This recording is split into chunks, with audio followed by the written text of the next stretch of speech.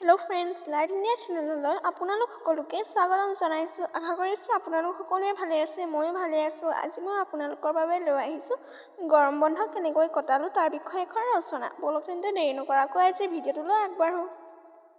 গ্ৰীষ্মৰ বন্ধ এক বিস্ময়কৰ সময়। এই সময়ছোৱাত আমাৰ হাতত জিৰণিৰ বাবে বহু সময় থাকে। ছাত্ৰ-ছাত্ৰীসকল অতিকৈ উৎফুল্লিত হয়। প্ৰতি বছৰে আমি এমাহৰ দীঘল বন্ধ পাওঁ। ছাত্ৰ-ছাত্ৰী কিছুমানে আত্মীয় স্বজনক দেখা কৰিবলৈ যায়, কিছুমানে পাহাৰীয়া ঠাই ভ্ৰমণ কৰে আৰু কিছুমানে বিদেশ ভ্ৰমণলৈ যায়। ময়ো গৰমৰ বন্ধ পুৰা মাত্ৰাই উপভোগ কৰোঁ। এইবাৰৰ গৰমৰ বন্ধটো আছিল মোৰ কাৰণে অতিশয় বিস্ময়কৰ আৰু আনন্দময়। মই মোৰ বন্ধৰ সময়ত কৰিবলৈ দিয়া গৃহকাৰ্য এসপ্তাহতে শেষ কৰি পিছত মই গাঁৱত থকা মোৰ মামাহঁতৰ ঘৰলৈ গ'লো। তাত কিছুদিন থকাৰ পাছত গুৱাহাটীলৈ চিৰিয়াখানা চাবলৈ পৰিয়ালৰ সৈতে একেলগে গ'লো। আমি অতি পুৱাই আমাৰ যাত্ৰা আৰম্ভ কৰিছিলোঁ। গুৱাহাটীৰ অকোৱা-পকোৱা ৰাস্তাৰে আমাৰ গাড়ীখনে আগবাঢ়ি যোৱাৰ লগে লগে আমি গাড়ীৰ ভিতৰত অতি গৰম অনুভৱ কৰিছিলোঁ।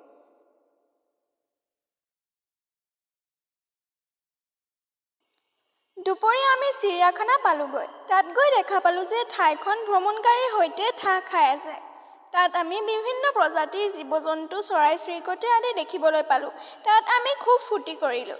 সেইদিনাখন বৰকৈ বৰষুণ দিছিল আৰু আমাৰ মনত আনন্দৰ জোৱাৰ তুলিছিল। বতৰটো আছিল আৰামদায়ক।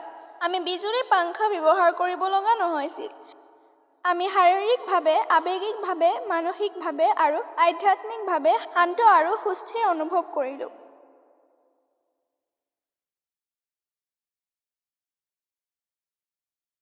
গোটেই দিনটো তাত কটাই সেই ঠাইখনৰ সৌন্দৰ্য উপভোগ কৰি ভোজ-ভাত খাই সন্ধিয়া উভতি আহিলোঁ। মই যোৱা গ্ৰীষ্মৰ বন্ধৰ এই আনন্দদায়ক মুহূৰ্ত চিৰদিন মনত ৰাখিম। আজিৰ এই ভিডিঅ'টোত ইমানে। আজি এই ভিডিঅ'টো চাই কেনে পালে কমেণ্টত জনাব আৰু যদি ভাল পালে তেন্তে প্লিজ লাইক, শ্বেয়াৰ আৰু ছাবস্ক্ৰাইব কৰি দিব। আজিৰ কাৰণে ইমানে। আকৌ নেক্সট ভিডিঅ'ত লগ পাম। বাই।